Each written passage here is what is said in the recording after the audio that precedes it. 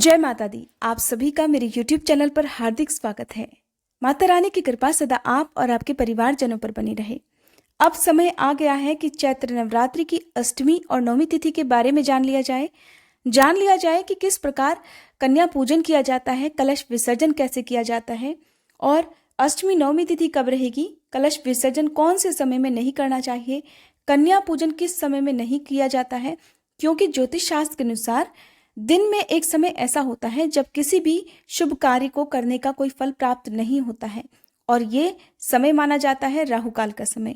इसलिए राहुकाल का समय इन तीनों दिनों क्या क्या रहने वाला है, कब से कब तक रहेगा, ये बातें भी आज की इस वीडियो में आप जानेंगे। साथ ही आप जानेंगे कि कम से कम कितनी कन्याओं का पूजन जरूरी है, अगर कन्याएं ना मिले तो किस प्रकार कन्या पूजन करें, कलश में स्थापित की हुई जो भी सामग्री है उसका क्या किया जाता है, विसर्जन किन किन सामग्री का किया जाता है। इसके अलावा माता की जो चौकी है उसमें जो आपने श्रृंगार अर्पित किया है या अक्षत वगैरह चढ़ाए हैं उनका क्या किया जाता है। बहुत से लोग इस दुविधा में रहते हैं कि कलश पर स्थापित किए गए नारियल का क्या करना है, कन्या पूजन क्या शाम के समय किया जा सकता है। ये सभी बातें आज के इस वीडियो में आपको मैं बताने वाली हूँ। हमारी हिंदू धर्म की मान्यताओं के अनुसार पूजन सामग्री का विसर्जन किसी पवित्र नदी में या तालाब आदि में किया जाता है। अगर आसपास नदियां ना हो, तालाब ना हो तो विसर्जन कैसे करें, कहाँ पर करें, ये बातें भी आप जानेंगे। वीडियो शुरू करने से पहले आप सभी से अनुरोध है, कमेंट बॉक्स में जय माता दी जरूर लिखिएगा।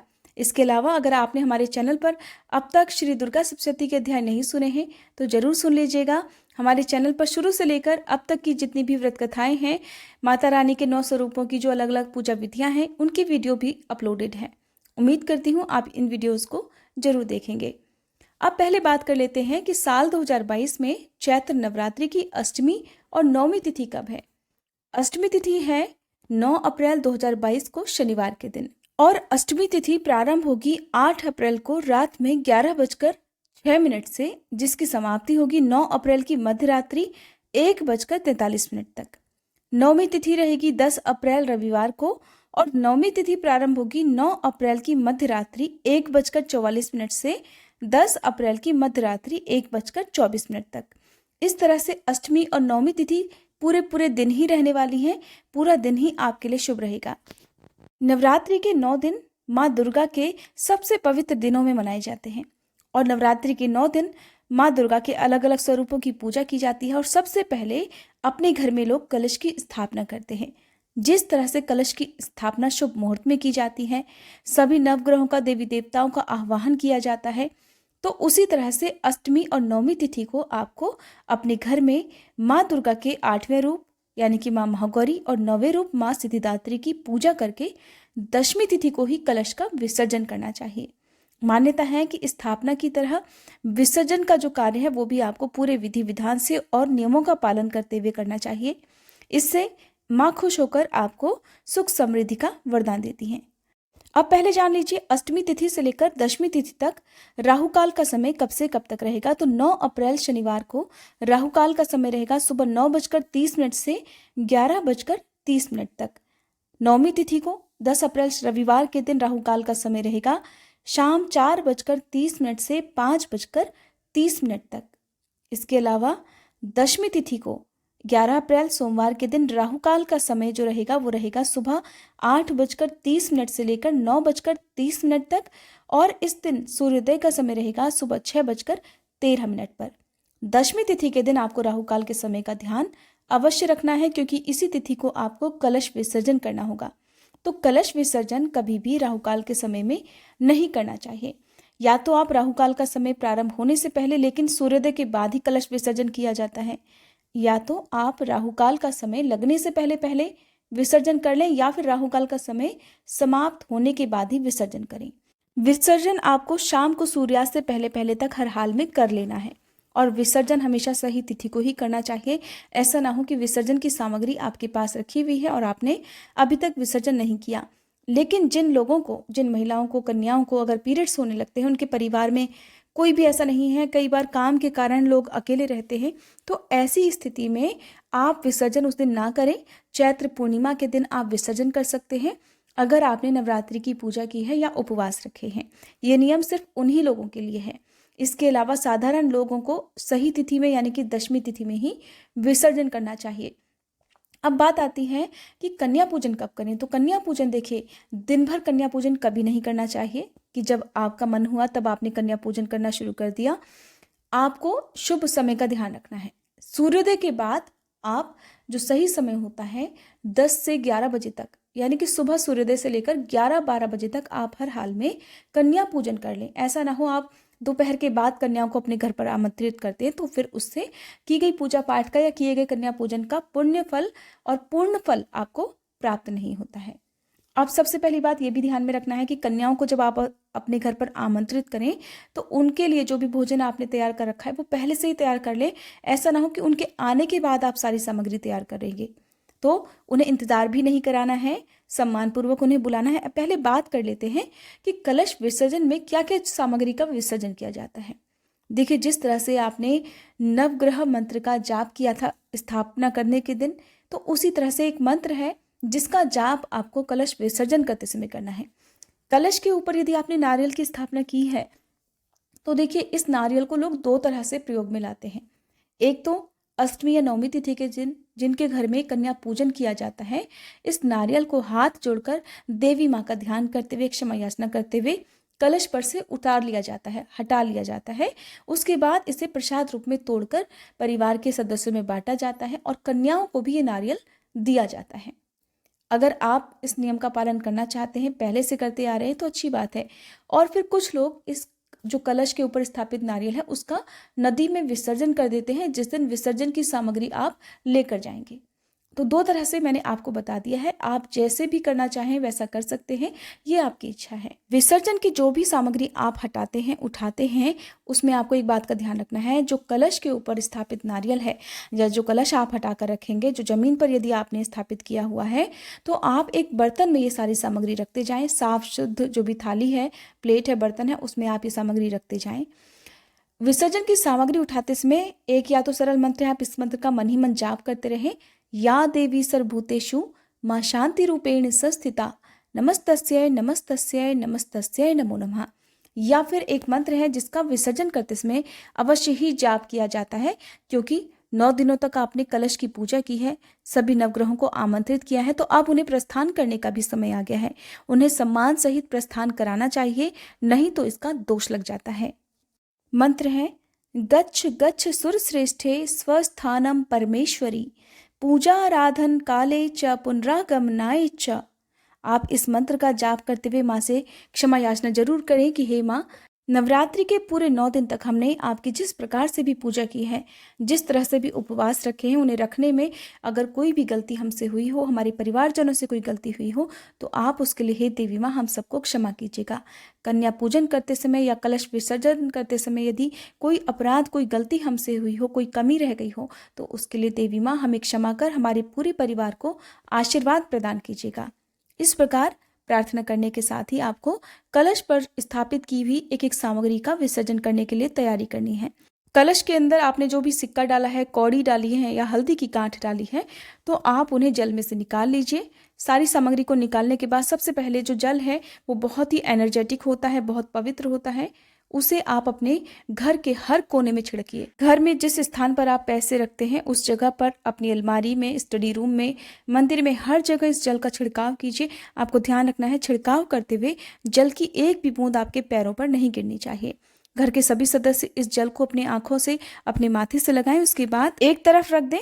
इसके बाद आप माता की चौकी हटाएं। माता की चौकी हटाने के लिए सबसे ऊपर आपने जो गणेश भगवान की स्थापना की है, उन्हें आप अपने मंदिर में पुनः विराजित करिए।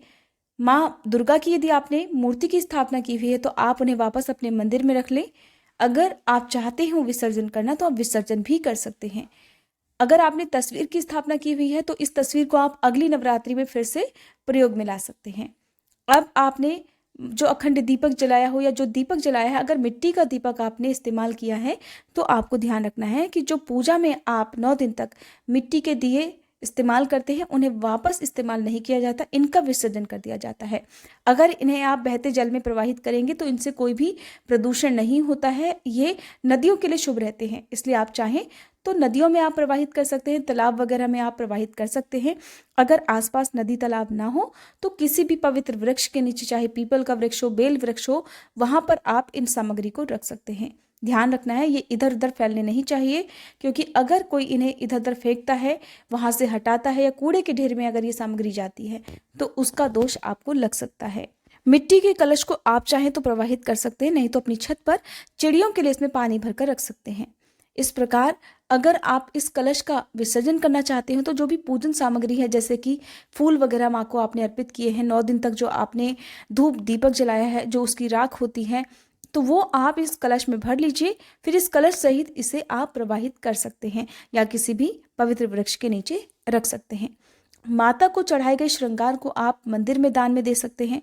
आसपास यदि मंदिर ना हो तो आप अपने घर की ही किसी सुहागिन महिला को इसे दान में दे दें। अगर आप खुद सुहागिन हैं तो आप इन सुहाग की सामग्री को खुद भी इस्तेमाल कर सकती हैं।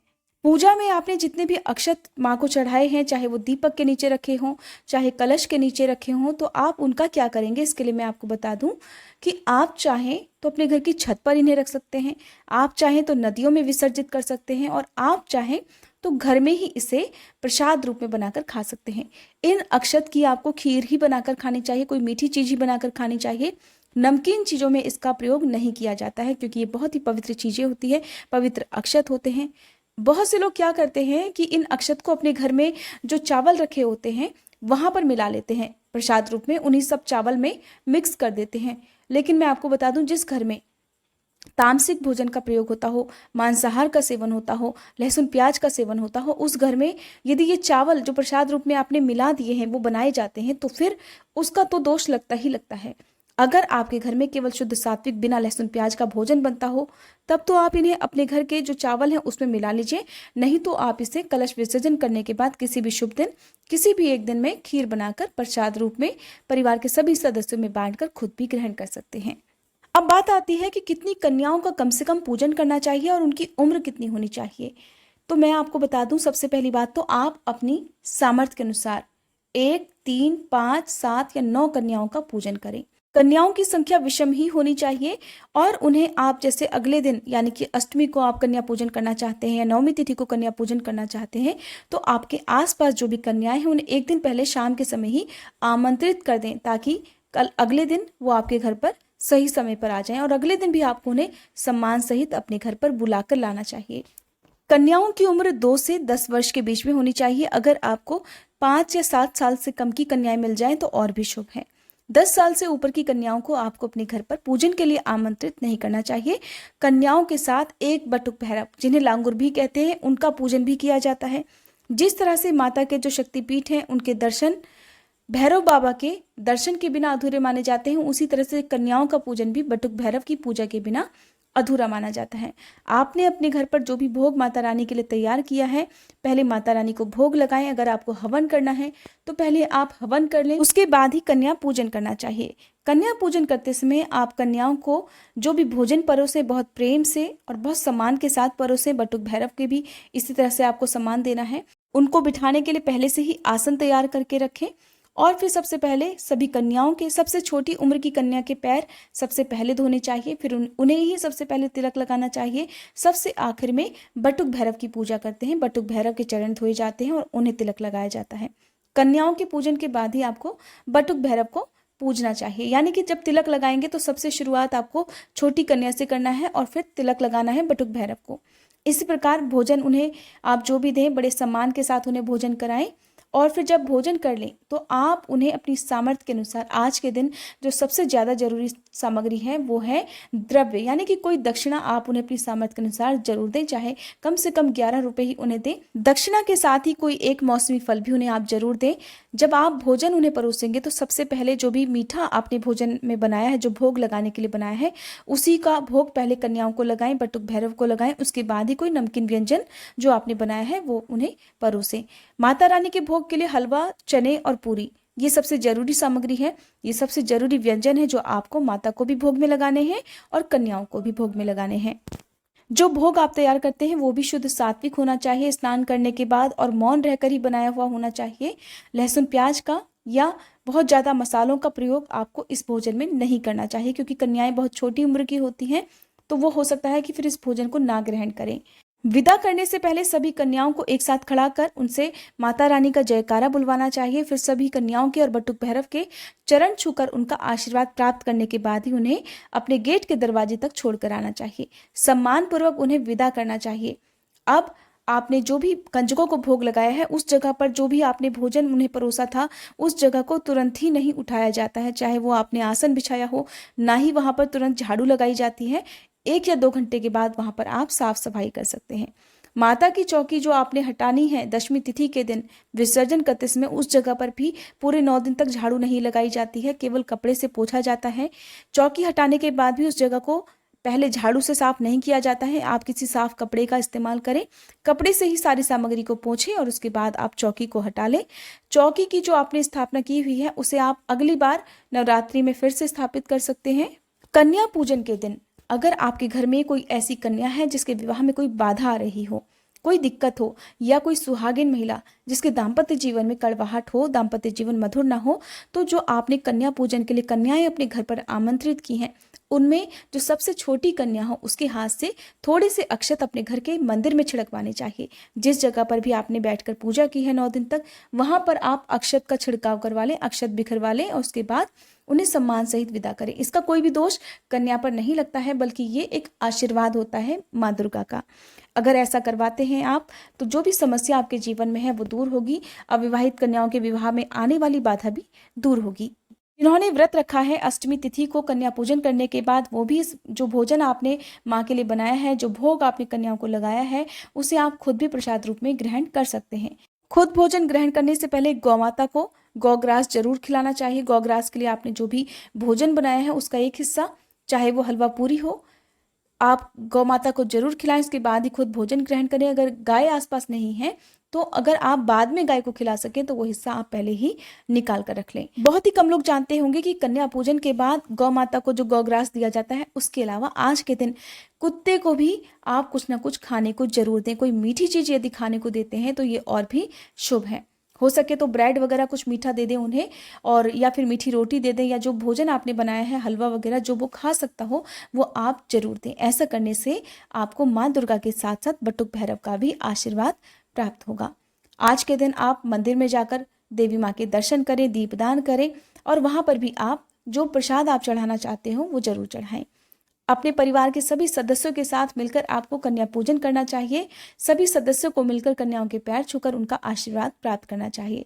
विसर्जन के दिन आपको स्नान आदि से निवृत्त होकर माता रानी को उसी तरह से पूजना है जिस तरह से आपने 9 दिन तक पूजा की है। भोग लगाना है, आरती करनी है, क्षमा याचना करनी है, उसके बाद ही आपको विसर्जन करना चाहिए। ये थी आज की वीडियो। उम्मीद करती हूँ ये जानकारी आपको पसंद आई होगी। वीडियो कैसी लगी मुझे कमेंट बॉक्स में जरूर बताइएगा।